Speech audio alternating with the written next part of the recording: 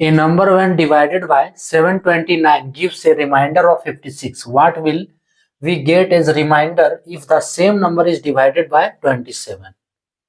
एक संख्या को जब 729 से विभाजित किया जाता है तो शेषफल 56 प्राप्त होता है।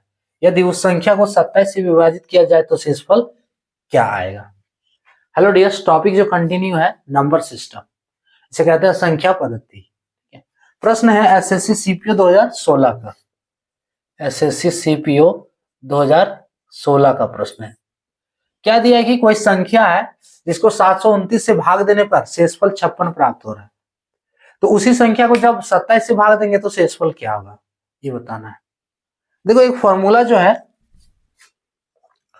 थोड़ा सा अगर समझो तो यूज है और नहीं तो नहीं यूज है। वाइज बराबर होता है भाजक गुणे भागफल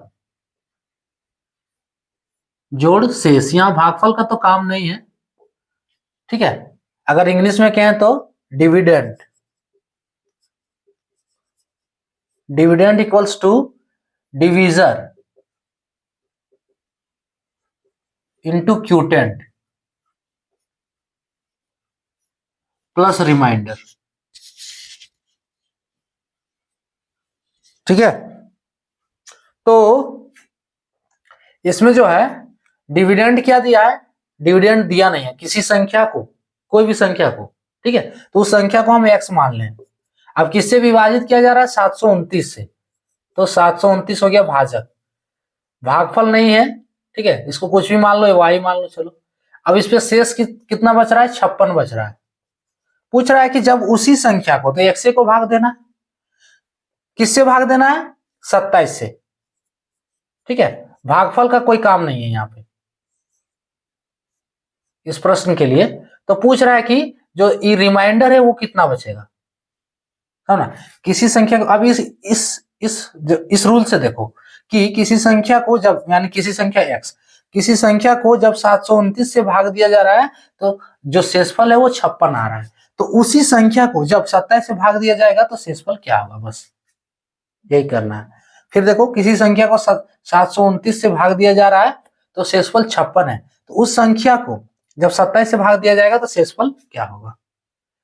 तो अगर ऐसा कंडीशन हो तो सबसे पहले चेक करना है कि 729 से जिस संख्या को भाग दिया जा रहा है ना, बाद में हमको बाद में जिस संख्या से उसको भाग देंगे वो 729 कट रहा है कि नहीं इसमें से, है ना। यानी कि दोनों भाजक को एक दूसरे से काट के देखना ये कट रहा है कि नहीं। 27 को 729 से, सबसे बड़ी बात है यहाँ पे 27 से 729 को भाग देके देखो ये कट रहा है। अगर ये कट रहा है, ठीक है, तो 56 को जो है रिमाइंडर को वो 27 से भाग दे दो। 27 से 729 को काट के देख रहे हैं तो 27 है कि 27 दूनी 54, 27 दूनी 54,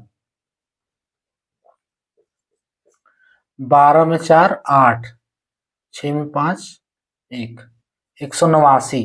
7 बार में देखते हैं, 7 सत्ते 49 के 9, हाथ में 4, 7 दूनी 14, 4 18, कट गया ये पूरी तरह से, ठीक है। तो जब ये कट रहा है, नहीं कटेगा तो फिर नहीं होगा ये आंसर। हाँ, जब ये कट रहा है ना, 27 से जब 729 ये कट रहा है, ठीक है, तो दोनों संख्या को देखो, दोनों संख्या ये जो है, दोनों संख्या को एक बार, ये दोनों संख्या को एक बार 729 से भाग दिया गया, अब इसको 27 से पूछ रहा है, और ये दोनों संख्या क्या है? सेम ही है, सेम ही है। यानी कि जो 729 से भाग दिया जाएगा वो 27 से भी भाग दिया जाएगा, ठीक है। तो ऐसा कंडीशन में अगर 729 27 से कट रहा है तो क्या करो कि शेषफल जो है वो 27 से भाग दे दो। तो 27 से शेषफल को भाग देंगे तो 27 भागा 56, 27 दूनी 54, ये कितना आया? शेषफल 2 आया। ये वाला आंसर हो गया आपका 2, यानी कि ऑप्शन बी, है ना। एक कंडीशन है, वही सिर्फ इतना याद रखना है कि यहाँ क्या करो कि दोनों संख्या का एक ही है, डिविडेंड एक ही है ना। तो क्या करो कि दोनों डिविजर को भाग दे दो एक दूसरे से, ठीक है। दोनों डिवीजर को काट के देखना है कि पूरी पूरी से कट रहा है कि नहीं।